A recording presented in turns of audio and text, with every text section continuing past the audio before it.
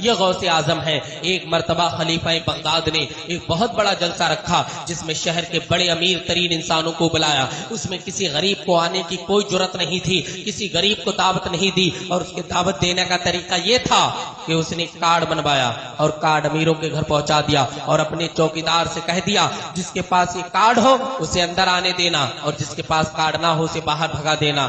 جب یہ خبر پھیل گئی سارے لوگوں میں کہ یہاں پر مصطفیٰ جان رحمت کا ذکر ہونے والا ہے، خلیفہ بغداد جو کہ بڑا امیر ترین انسان ہے اس نے محفل میلاد کا انعقاد کیا، تو ایک عورت اور اس کی لڑکی خلیفہ کے دروازے پر آئی جو کہ غریب تھے، بہت زیادہ غریب تھے۔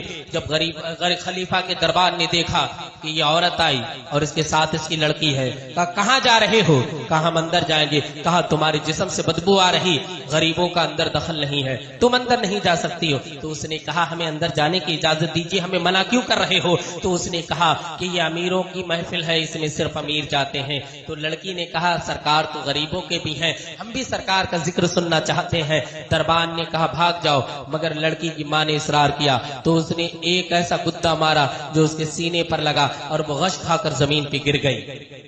لڑکی بولی امی جان ہم لوگ غریب ہیں، یہ ہماری نہیں سنے گا، چلو اپنے گھر پر چلتے ہیں۔ لڑکی گھر پر اپنی ماں کو لاتی ہے، بھیگی بھیگی پلکوں سے انہوں نے پورا سفر طے کیا۔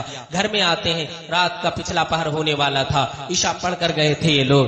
انہوں نے کیا کیا، اپنے گھر میں ایک جگہ کو صاف کیا اور ایک جگہ کو اونچی کیا۔ کہا امی جان اب تم نبی کا ذکر کرنا، اللہ کی حمد بیان کرنا، ہم سبحان اللہ کہیں گے، اور جب ہم ذکر کہیں گے تم سبحان اللہ کہنا۔ ان لوگوں نے یہ کرا کہ انہوں نے ذکر کرنا شروع کر دیا، کبھی ماں ذکر کر رہی تو بیٹی سبحان اللہ کہہ رہی، کبھی بیٹی ذکر کر رہی تو ماں سبحان اللہ کہہ رہی۔ یہ سلسلہ کافی رات تک چلتا رہا۔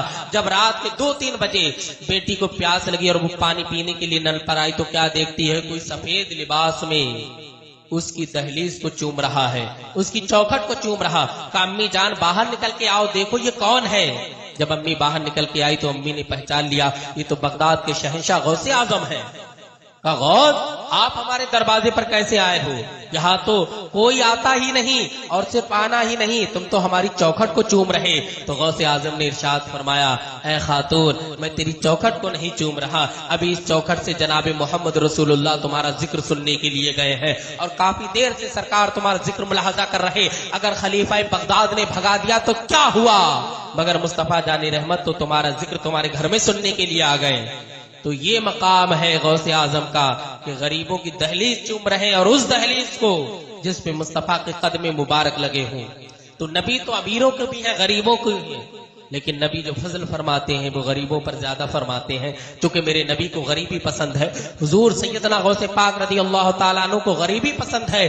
آپ کا ظاہری لباس تو بہت قیمتی ہوتا تھا مگر اندر آپ کاٹ پہنتے تھے، پیوند لگے کپڑے پہنتے تھے، اس لیے کہ غربت کو سارے اولیاء اللہ سے پیار ہے اور سارے اولیاء اللہ کو غربت سے پیار ہے۔ انہیں غریبی پسند ہے، انہیں دکھاوا شور شرابہ ریاکاری بالکل پسند نہیں ہے۔ وہ اللہ کے ہو جاتے ہیں، کائنات ان کی ہو جاتی ہے۔